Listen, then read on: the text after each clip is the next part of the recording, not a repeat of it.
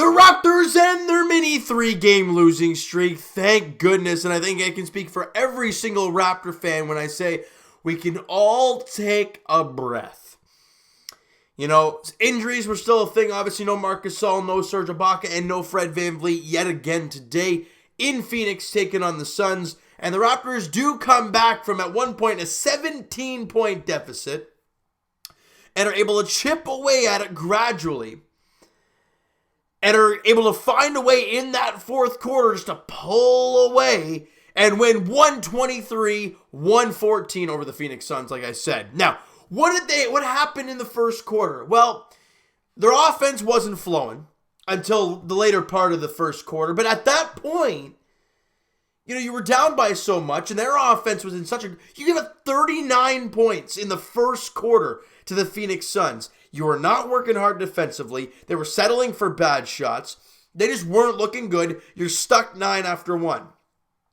And like I said, in that second quarter, you were down 17 at one point. But like I did say, the team gradually chipped away at it and were actually +2 in the second quarter. So, you guys can do the math. The Raptors were down by 7 at halftime.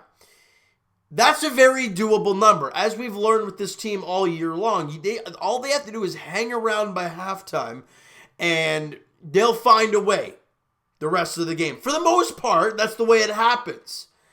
And they come out in the third quarter and go back to playing Raptor basketball. And you all know what that is. Great defense, leading to offense, leading to buckets. That's what this team is all about. They only allowed 18 points from the Phoenix Suns in that third quarter, leading to 26 Raptor points in the quarter. So you were +8. So now you're up by 1 heading into the fourth quarter. You're leading, and all you got to do now is win the quarter, and you're good. Now, at one point in the fourth, Raptors were down by 6. But like I said, they were able to pull away big-time buckets from guys like Fred VanVleet, OG Anunoby. Norman Powell was fantastic yet again today. And we're not even getting into Patrick McCaw because the guy, how many minutes did he have today? McCaw played 34 minutes. Terrence Davis played 7. We're not going to get into that quite yet. All right, let's start with this game, though. We talked about it. You know, in that fourth quarter, the Raptors' offense just dominated. They bullied the Phoenix Suns. They got to the line quite a bit, and they were knocking down their wide-open shots. I mean, that's just the way this team works. Their defense leading to offense, moving the ball, knocking down wide-open shots. That's the recipe for this team. Raptors scored 36 points in that fourth quarter. They only allowed the 28. So you guys go look at that. Look at the first quarter. You allowed 39 and 29. Or in the first half, excuse me. And in the second half, you only allow 18 and 28. As well as Raptors scoring 26 and 36. This team, as we've said, they find a way after halftime. They realize what's going on. And, by the way, the Raptors just dominated DeAndre Ayton. I mean, I think we all thought he was going to be a huge issue coming into the ballgame today because no Serge Ibaka, no Marc Gasol, size advantage for DeAndre Ayton, no doubt. He only has 13 points and 14 rebounds, 5 of 14 shooting, and every single time that Ayton got the ball in the paint, there was at least 2 Raptors surrounding him. What did that make him do as a young player? Like DeAndre Ayton is, he forces shots. You know, he sees 2 guys around him. He's like, oh God, I got to get it off in time. And it was a terrible shot. I mean, I don't know how many times he had bunnies in the inside, but whiffed on them because of the presence of 2 or 3 Raptors surrounding him. And Devin Booker didn't really have a great game. He was 5 of 14 shooting as well. When you hold those guys to 5 of 14 each, you're going to win a lot of basketball games. Now, obviously, there's other guys who contributed. Sarge had 16.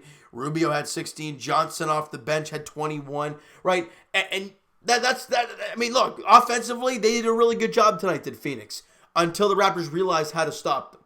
And that's what happened. All right, let's get to the numbers here real quickly. Raptors shoot 46% from the field. They shoot 46% from the field. Raptors took one more shot, made one more shot, so there you go.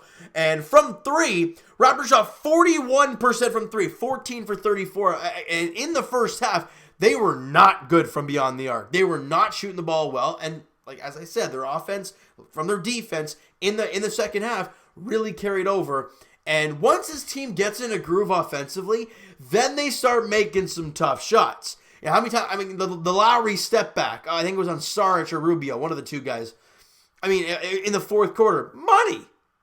Because the confidence was there. They were knocking down some jimmies. That's exactly what you want to see. They were 38% from three, however, 15 for 39. But again, a lot of their threes were in the first half. So it was a tale of two halves here, and it's not how you start a game, it's how you end. That really shows how good of a team you really are. And the Raptors did that today. From the line, Raptors were 29 for 35, 83% from the free throw line. They were 84% from the line, 21 for 25. And a big reason of that, what was Pascal Siakam doing today? Yeah, he made some threes. So I'm fine. When he starts feeling some threes, I'm okay with that. He reminds me of Serge Ibaka in this sense. What we've learned with Serge is when he not misses a three or misses two threes, he goes away from it, gets his mid-range, gets in the post, and goes to work, and that's where he's so dominant. Now, he's knocking down some threes. He'll keep taking them until he can. But the problem with Siakam in his struggles, like in the last game, he kept taking them. He kept going. But what was he doing today? He was mixing everything in. He was getting threes. He was getting guys in the post and making them look silly. He had a couple, one-on-one, mano-a-mano jump shots that he had going down today. And he was just great. And it's not going to work every single night. We all agreed in the last video that was probably one of the worst games we've seen Pascal play. And I think he can agree on that. But he bounces back today with an impeccable game. Now we'll get to this. We'll get to each player in a short time here. But 47-35 in the rebounding category. Again, against a guy like, ideally other than Ayton, they don't have a whole lot of rebounders. But you out-rebounded them by 12. On the offensive glass, 9-6 in favor of Toronto. So you didn't let Ayton really eat you alive in that category. You actually won the category by 3, so a really good job there. We only had 17 assists today. A lot of, the first half offense was a lot of sticky ball. It was really not very pretty. But as the game went along, the team really started to get going. They had 30 dimes in this game. 9 steals to their 6, 5 blocks to their 6, 15 turnovers for the Raptors. Not to mention, if I'm not mistaken, there were 6 in the first quarter. So as we said, as the game went along, the teams really started to get into a groove, really started to get comfortable, and you saw it late in the ball game. Points of the paint, 52-35 in favor of the Raptors. That is why they were at the free throw line so much, because they were pounding the paint as much as they could and making guys like DeAndre Ayton defend. And they really made him work. Second chance points, 13-6 in favor of the Raptors. They actually lost the fast break numbers 23-17 and points off of turnovers 27-13. So yeah, the turnover stats, they had more turnovers 18 to 15, but they crushed us in the points off of turnovers. They made us pay. They had off our 15 turnovers, guys, they had 27 points, and off of their 18, we only had 13. But again, those are all numbers. It all comes down to who finished the game the strongest. And that was the Toronto Raptors, guys. And they really did a really good job tonight closing this game out. All right, let's get to the numbers here real quickly. OG Anunoby, look, the numbers don't suggest how well he actually did play today. 11 points, 9 rebounds, a couple assists for OG. 5 of 12 shooting. He's 1 of 3 from 3. Had 2 steals and a block as usual. Plus 13 while he was on the floor. And he just brought all kinds of energy. I mean, we know he brings that, but if he could give you 11, 9, and 2, as well as that defensive presence against Ayton. It was him and Siakam quite often. That was the 2 guys, or 2, maybe Lowry in there for the 2 or 3 guys that was always on Ayton. And they just made it a living hell for the guy. So a really good night for OG, a rebound away from a double-double as well. He did a really good job, fouled out late in the game. It was a phantom foul in my opinion. Yeah, he rolled on Ayton's leg, but I mean, what do you want to call a foul for that? They're both falling down, but okay. Patrick McCaw, let's just skip that, okay? Because the guy played 33 minutes, 34, 5 points, 3 boards, couple assists, 2 of 6 shooting, missed both threes, 1 of 2 from the line. He had a steal in the ball game, and he was a plus 8 because everyone else made him look pretty good. I don't get it. Why was he starting? Nick Nurse, we love you, bud. But why the heck was Patrick McCaw in the starting flipping lineup? I don't get it. Pascal Siakam, let's get to him because that's the more fun thing to talk about after a win. He played 43 minutes. Gosh, there's 48 minutes in the game. He played 43. 33 points, 7 rebounds, 3 assists, and these are the numbers that are music to my ears and every Raptor fan's ears. 12 of 20 from the field. That is nice. 4 of 6 from the free throw line. 5 of 9 from 3. He gave you a steal. He had 2 blocks. He was a plus 13. Pascal Siakam played a complete game today. Early in the ball game, he was taking threes, missing threes, turning the ball over, didn't look good. But again, as the whole team did, as the game went along, he really found a groove, and he was excellent all night long, was Pascal Siakam. All right, he is definitely my MVP in this one, no doubt about it. Kyle Lowry, I mean, what else can we say? You know, a guy that bounced back after a really rough game. What the heck just happened there? A really rough game. That's what I was going for. For Kyle Lowry, the last 2 games have been tough for him, but a really good game for him today. 28 points in 37 minutes, 5 rebounds, 6 assists on 8 of 19 shooting, 8 of 8 from the line, 4 of 8 from 3, including a beautiful step back, by the way. And he had a steal in the ball game and a plus 18 was on the floor. Let's go back to Pascal Siakam real quick, and let's talk about that alley-oop from OG. Ooh, that was nice. Because OG fired it up there, and I'm like, there's no one there. In comes Pascal, throwing it down, and it just caps off the run the Raptors were on at that point. I think they were down by 5 or down by 3 or whatnot. And with that dunk, they went up by 3. And it was just like, my goodness, the energy right there. They had to call a timeout after it because it was like, okay, we got to stop the bleeding. You know, really good job there. And Norman Powell, Powell has been back for 3 games. He scored 20 plus in all 3 games. You know, he only played, he played 38 minutes today, obviously in the starting unit. 26 points, 2 rebounds, 4 assists. And the reason we all love Norman Powell, guys, is not just the 26 points he's putting up. It's the efficiency that he's doing it. You know, he shot 8 of 15 today, which is beautiful. 8 of 9 from the free throw line. 2 of 6 from 3. He gave you 2 steals. He gave you a block. He was a plus 8. Powell was excellent yet again. I mean, this guy, what's he averaging now this season? He's got to be in that 16. 15.7 before the game today. And look at these now. 49% from the field. Almost 40% from 3. 82% from the line. Norman Powell is really coming into his own, and it is really exciting to see this guy continuing to grow. Now, let's get to the most intriguing and one of the most important players of tonight's ball game. Chris Boucher. I mean, I don't know what Nick Nurse does to these players, but every single time he calls one out. Where do we remember when he called out Terrence Davis, then fired him in the starting lineup, and then he dropped like 25? He called out Chris Boucher in the last game because he was terrible. I mean, everyone was bad, but he was terrible. And Boucher goes out there today, plays 29 minutes, gives you 19 points, 15 rebounds for Boucher. Shot 5 of 12, was 7 of 8 from the free throw line, 2 of 5 from 3. He gave you 2 steals and a block, and he was a plus 13.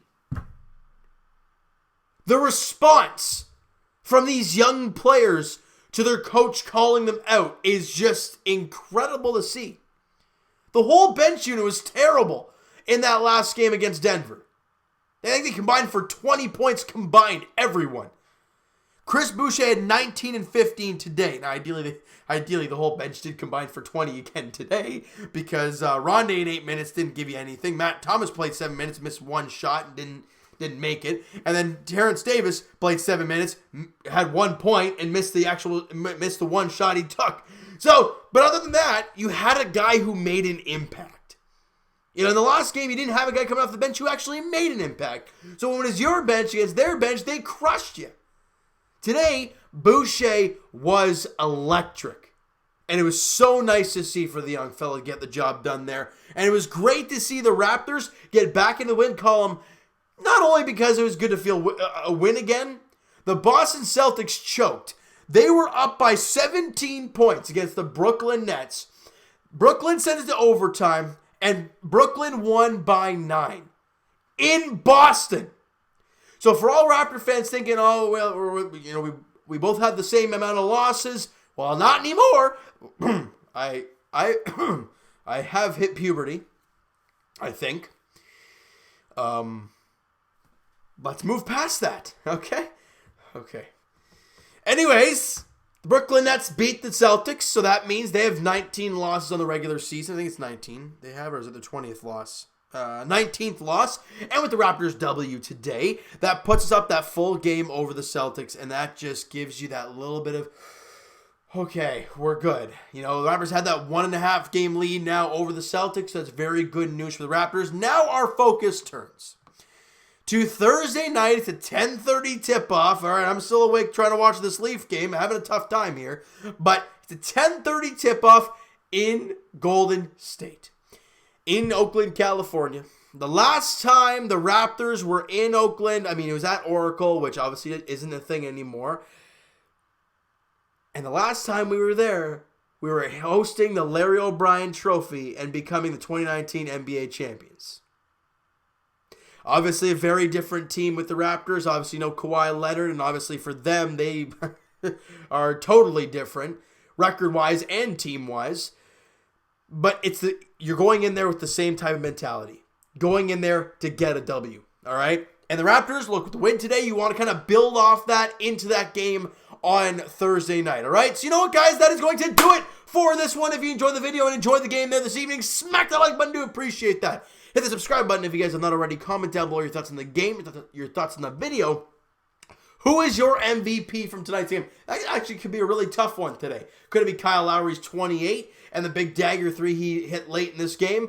Could it be Pascal Siakam dropping 33 and being extremely efficient? Could it be Norman Powell, who was electric early on? Could he have it Chris Boucher with a 19 and 15 double-double? I don't know. Who's your MVP in this one? Let me know in the comments below, guys. Twitter is down below for myself. Follow up, send me a DM, do all that great stuff. Also, the Patreon link is down below in the description. So if you're interested in signing up for that, the link is down below. And I will talk to you guys Leafs edition if I'm still awake, which I probably will be. As the Leafs are right now battling the San Jose Sharks, it's 2-2 in the third period. I'm going to go watch it real quickly here and be able to do a video for you guys very shortly. And as for our Raptors, as we talked about, their next game is on Thursday night in Oakland, California, as the Raptors head to take on the Golden State Warriors for the first time since the Raptors were named NBA champions back in June. All right, so thank you guys so much for listening and watching. Hope you guys enjoyed the video. Talk to you guys then.